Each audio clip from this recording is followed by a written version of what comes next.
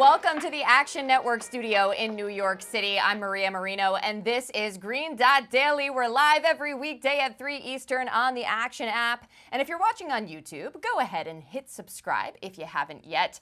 As you can see, we have our first full slate of the NBA season to get into. We'll also get college football picks and insights from Collin Wilson and Brett McMurphy, plus NFL market news from Patrick Everson. But we start with hoops. On Tuesday, the Nuggets got their rings and got the W. Nikola Jokic hasn't lost a step. He had a game-high 29 points as part of a triple-double.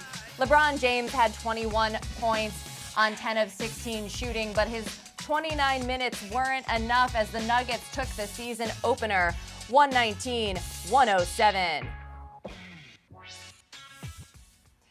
Action Network senior writer Matt Moore joins us once again. So you called the chirping between the Lakers and Nuggets absolute fiction. That seems to be accurate. The Lakers couldn't quite channel their desire for revenge. Are you less likely to bet the Lakers seeing their monitoring of LeBron's minutes play out?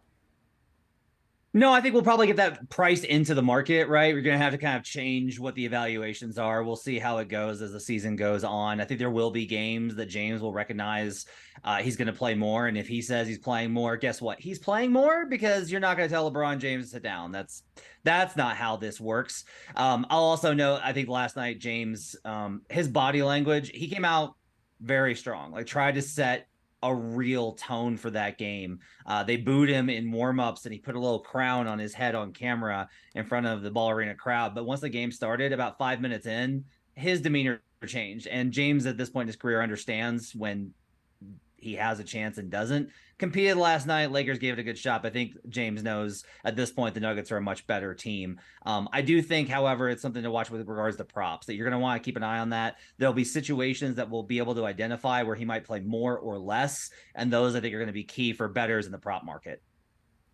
Good point. Now, I do want to touch briefly on the other game, because another team you warned us about just in terms of age is Golden State. Any takeaways from what Phoenix was able to do to them in their house? You know, Draymond Green missed this game, and it was pretty evident based off of the fact that the Phoenix Suns were just able to absolutely torch them. Devin Booker was phenomenal in this game. KD didn't even have a great game, and yet they were able to put up a really high number on them. I think that there's a problem with size on this Golden State Warriors team when Kevon Looney is not on the court, and that's going to be a problem this season. The main takeaway here, if the Dubs are missing anybody, I think you're going to want to stay away from them entirely.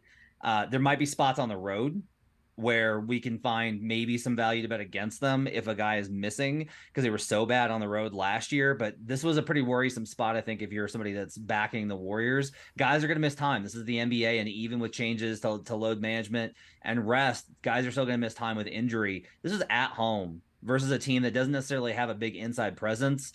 And the Suns were still much bigger, more physical, and really controlled this game offensively, even though it was tight down the stretch. So if anybody's missing on the Dubs, I think you're going to want to be very cautious with betting the spot. And conversely, I think if you're interested in betting the Suns, you probably feel pretty good about how they looked without Bradley Beal.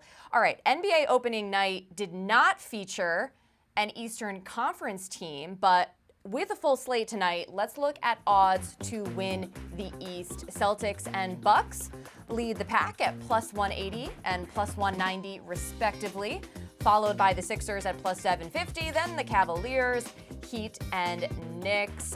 Bucks and Celtics also co-favorites to win a league title. So, Matt, who do you think is poised to come out of the East?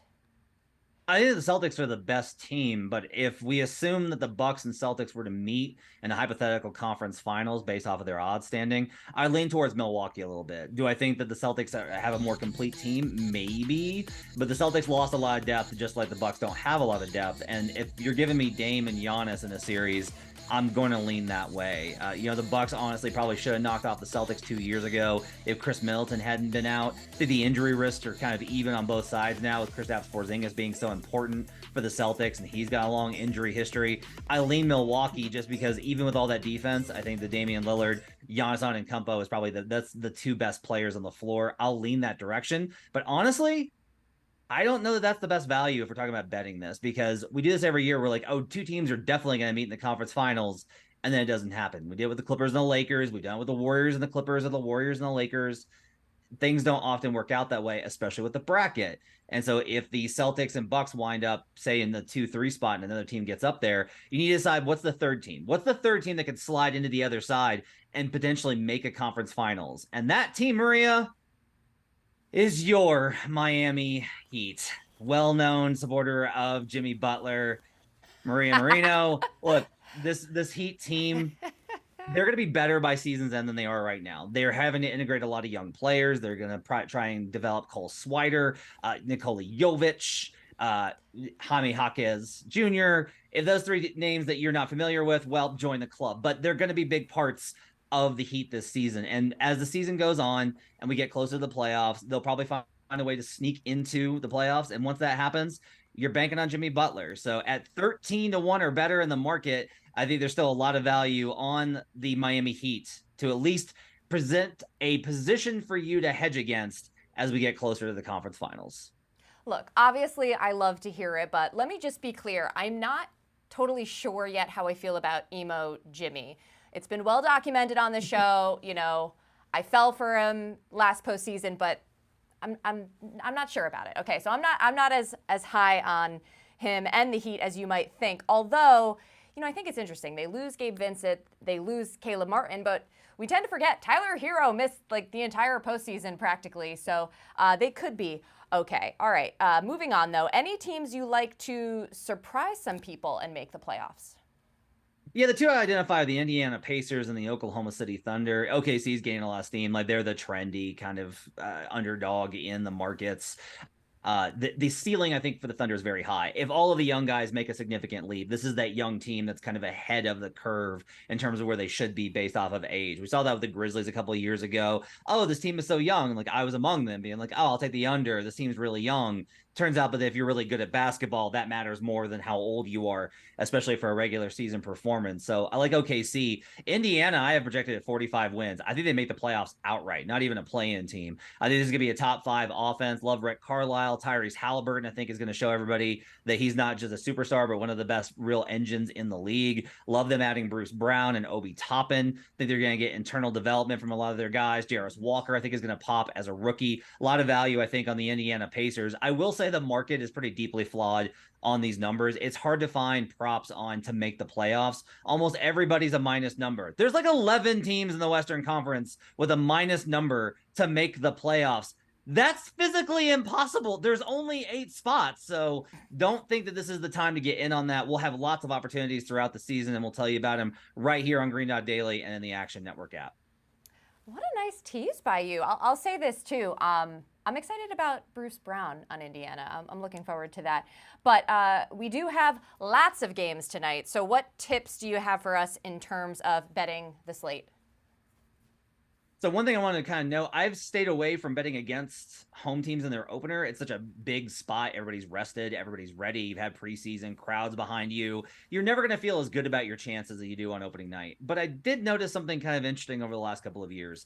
Prior to 2017-18, or 18-19 rather, from 2017-18 backwards, going back to 2003, home favorites and home teams had covered 52% of the time.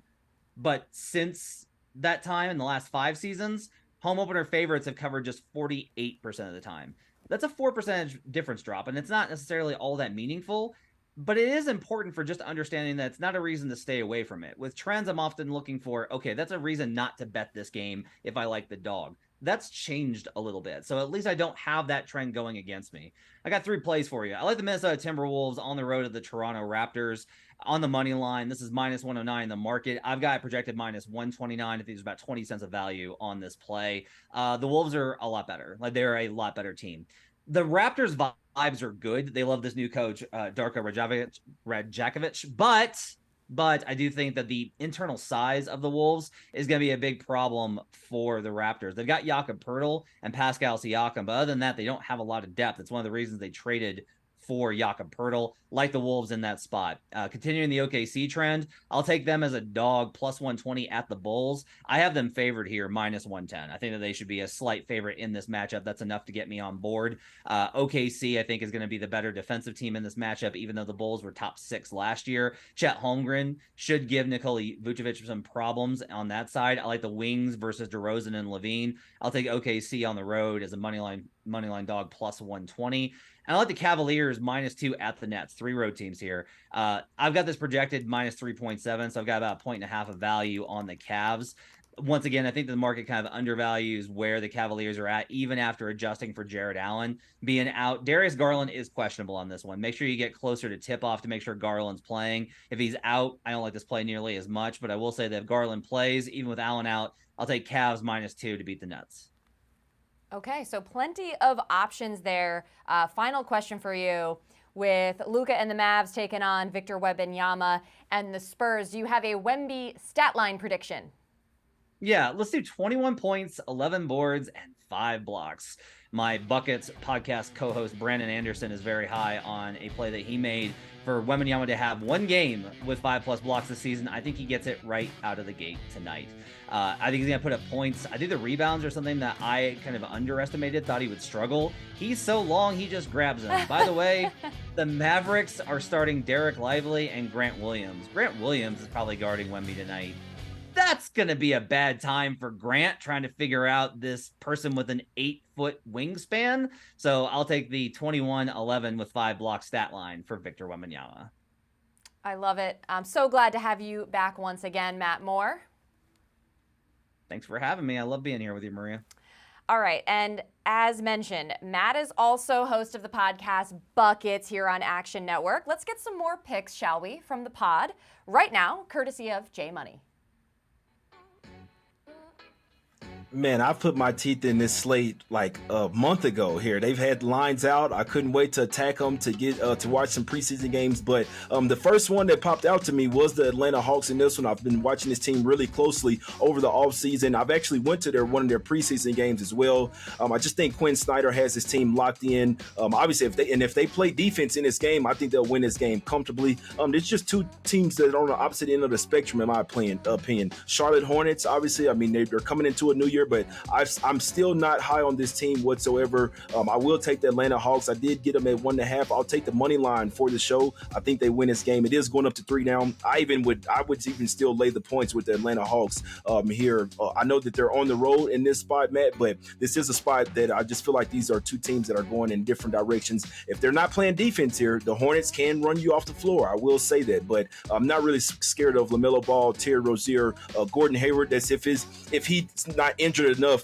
to play in this game. Not really worried about the backups as well coming off the bench. So I just feel like the Hawks are a far more complete team when it comes to coaching offensively and defensively. There's something going on up there in Charlotte, man. I'm not sure what they're letting their players do or if they're like who they have watching their players, but they kind of just do whatever the hell they want, man. So I will take the Atlanta Hawks in this spot. It's a spot that while I don't think it's guaranteed, I will ride with this spot 10 times out of 10.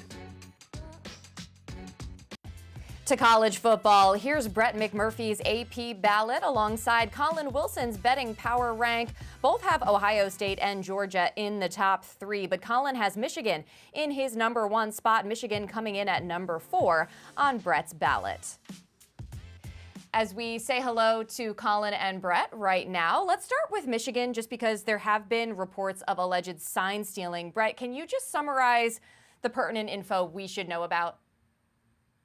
Yeah, the Big Ten has said that the NCAA is investigating Michigan for sign stealing. Everybody does it, but it is technically against NCAA rules. Connor Stallions, a member of Michigan staff, has been suspended with pay while this investigation continues. Look, I'll cut to the chase. There's a ton of evidence out there. There's no doubt in my mind that this has occurred. But again, this is the NCAA we're dealing with.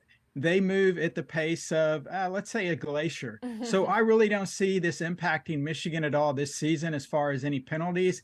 And I think by the NCAA gets done ruling on this, Jim Harbaugh will be in his 2nd year coaching the Bears. Collin, does this affect your handicapping of Michigan at all? Yeah, this has a huge effect. I mean, you have to think this has been going on since 2021, or at least the evidence shows so far. Michigan has the third highest against the spread record since the 2021 season. So you have to think that coaches are going to adjust. They're going to change all of their sideline signals. You look at Purdue's head coach, he was at Illinois for a number of years. Penn State, Maryland, Ohio State, they're on the schedule for the remainder of the year. If they change their sideline schedules, that takes the advantage away from Michigan. I think it's a great opportunity to go in against the Wolverines if these teams are able to change their signs. Okay, well, let's move on to one of the marquee games this week. 8th-ranked Oregon visiting number 13 Utah, 3:30 Eastern Saturday. Collin, how are you betting that one? The number is way too high. It should be about Oregon -2.5 in a very hostile environment in Rice-Eccles. This is going to be a game where Utah is going to try to find some offensive strategy with their new Sione Viaki, their defensive back turned wide receiver, turned running back. They actually have an offensive pulse now with a quarterback who has been called a pig farmer by their head coach, but there's going to be enough offense here to keep up with the Ducks. But I don't think Utah is going to win this game. I'm also laying a national championship bet on Oregon 30-1 to run the table. They have the easiest schedule of all the remaining national title contenders. The Ducks just need to get through Rice-Eccles Stadium, which I believe they will this weekend, not covering. Brett, what's your reaction to that? I agree with Collin as far as not covering it. I wouldn't be surprised if Utah wins this game. I mean, they're 7-1 their last 8 at home against the spread. They haven't lost at home since the 2020 COVID season, and they haven't been a home dog in a non-COVID season since 2018. You look at Oregon, you know, they probably should have won the Washington game, no doubt about that, but they're only 2-2 straight up in their last 4 road games. Utah's the defending champs for a reason. Kyle Whittingham teams just out physical you. And I think they want to prove a point. I think they want to defend their title and win the final Pac-12 championship. And it starts in Rice-Eccles against Oregon. Fair enough. Okay, before we go, Collin, any other picks that you want to highlight before we get to the weekend? Yeah, let's go down to a nice little ACC tilt between Syracuse and Virginia Tech. And as Billy Napier says at Florida, scared money don't make money. Backing Syracuse has been tough. They've lost to Clemson, UNC, and FSU by 1 billion points. Lots of injuries, but they had a bye week. Garrett Schrader's back. He's full healthy. And the Virginia Tech defense is not very good against the rush, and Schrader has just dominated on the ground this year. Plus, Syracuse defense is pretty good. Look for the healthiest they've been in a month to cover a spread that should be about pick. Take that 3 with Syracuse on the road. All right, hopefully less of a tough go this time around backing Syracuse. Collin, Brett, thank you guys. To the NFL and some market news as we bring in senior reporter for Vegas Insider, Patrick Everson. All right, Thursday night football this week features the Bucs at Buffalo. Are we seeing bettors pull back on the Bills after their loss to New England? I think we are, Maria. They're a little bit gun shy midweek with the Bills coming off that surprising loss to the New England Patriots. I went back and forth with PointsBet earlier today, just a little bit before showtime, and they gave me some access to Jack Meanan, one of their traders who kind of got the ins and outs on this. Look, this opened Bills -8 and initially dropped to -7, and some of that certainly had to do with the surprising loss to the Patriots. But by Monday night, the Patriots, or rather the Bills, I should say, had already rebounded to -8.5 at PointsBet. So as quick as it went down, it pretty quickly went back up. Baker Mayfield's status with his knee issue is probably a contributing factor here, but it looks like he's going to play. And again, Jack Meanan, trader at PointsBet, he said the public is betting both sides equally at the moment, Wednesday. So we're a day out, and the bulk of the tickets and money obviously come in Thursday. But he said the fact that the public is betting both sides at this point, he said it certainly shows there's been an impact from Buffalo's inconsistent play all season, and obviously including the recency bias of an outright loss to New England. He said bettors just have some apprehension after being stung by the Bills last week. And I think it's worth noting one reason the public may have such a pullback, Maria, is because the Bills lost last week, blew up tons of money line parlays and teasers. It literally made the sportsbook's day a lot in the early window. They were going to have a hard time being losers on the day just because of all the tickets and money that was running to the Bills on the money line parlays and teasers. Yeah, that checks out. We noted on our show yesterday over 70% of bets were on the side of the Bills, as well as the side of the Lions, who, of course, got rocked by the Ravens. How are futures markets looking for both of those teams? It's interesting. So you've got a really I think, an interesting dichotomy at BetMGM. In their Super Bowl odds, Detroit is taking the fifth most tickets and sixth most money, which is good. It's certainly respectable, and they've moved up the odds board quite a bit. Hopefully, if you like the lines, you got in early. But it's pretty close among that top handful of teams in both tickets and money. But in NFC Championship futures, Maria, the Lions are number one in tickets and money, and it is a runaway blowout. Tickets 3.5 to 1. The Lions have more than any other team, and money 4 to 1 more than any other team. And the Eagles are number 2 in both cases. So for some reason, the Lions are lapping the field. So I reached out to BetMGM trader Christian Cipollini just to ask a little bit more about this. And what he noted was the Super Bowl market is, I mean, all these markets are national markets, obviously, but the Super Bowl market is the biggest national market. So it's going to attract more attention for a lot of teams, especially the typically public teams like the Chiefs and, of course, the 49ers and the defending NFC champion Eagles. The NFC market, not quite as national, tends to, that regional bias can creep in. And the regional bias in Michigan, not just for NFL, for everything, if they're good there, you know, they were talking about the Wolverines a few minutes ago, it really creeps in. And the Michigan bettors are just, you know, betting with both fists on Detroit to win probably to win the Super Bowl too, but it just shows up more in those NFC Championship odds. They're hammering Detroit. And meanwhile, on the flip side, the Ravens, what's any reaction there, I should ask? Yeah, there was some reaction there. Certainly, they were 14 to 1 at BetMGM last week, moved into 12 to 1. That makes them the 7th choice on a crowded odds board at the top. A lot of really good teams up there, and that was an impressive win. The Ravens are 10th in ticket count and money. So this is at BetMGM. So this is a team that's still kind of flying under the radar. I kind of like them. I don't know if I'll bet them at 12. I'd like to see them stub their toe at Arizona this week and maybe fall back to like 14 or 15, and then maybe jump on and get a little bit better number. Well, finally, another team that was heavily public in Week 7, the 49ers, who you mentioned, they're hosting the Bengals on Sunday. What line movement has been there for that game? Again, back to PointsBet and Jack Mean. This game opened 49ers -6, and the first move was back to -5.5 Tuesday in the wake of that loss at Minnesota. He said, look, the Niners crashed back to earth, and Brock Purdy finally looks human, but for 2 weeks in a row, honestly. But he noted that the public is on San Francisco, you know, laying 5.5 at home. And if injury issues continue to improve, if injury news continues to improve, he anticipates that line is going to go back up. And also related in the Super Bowl market, the Niners, the plus 550 second choice, they backed up a little bit. They were the favorite last week. They lost. Kansas City won. Kansas City moves to the favorite. The Niners moved to number 2. Still, they're taking pretty good tickets and money, and the Niners are at plus 550, while the Chiefs are now number 1 at plus 450. And this is that's from BetMGM, by the way. The consensus seems to be once the 49ers are healthy, they'll be right back to where they want to be, which is contending for a championship. Patrick, thank you. Absolutely. Have a great week. You too.